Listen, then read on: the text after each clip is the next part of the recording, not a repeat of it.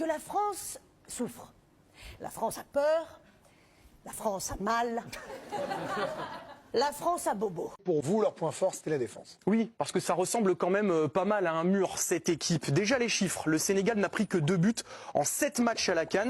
Et lors des éliminatoires de la Coupe du Monde qu'ils ont joué dans les derniers mois, c'était seulement 3 buts concédés en 10 rencontres. Et donc pour illustrer cette solidité, on s'est aussi servi de l'amicale en Angleterre avec une séquence qui résume tout. Déjà regardez, les Lions sont capables de presser et ils n'ont pas peur d'aller chercher très haut quand l'opportunité se présente, même contre une grande nation comme l'Angleterre.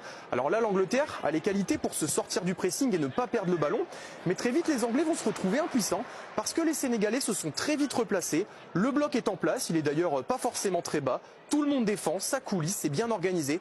Et donc on se retrouve avec une très longue séquence de possession qui sera stérile pour les Free Lions, qui vont finir, vous allez le voir, par tenter 7 longues passes, un peu d'impuissance quand même là-dedans.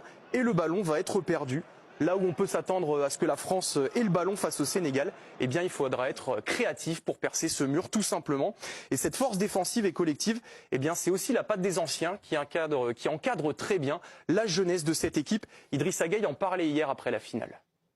Beaucoup de sérénité, on a essayé de transmettre ça aux jeunes qui ont moins d'expérience. Si vous le voyez dans nos visages, nous les anciens, on était plus sereins et on essaie de transmettre cette positivité à travers le groupe.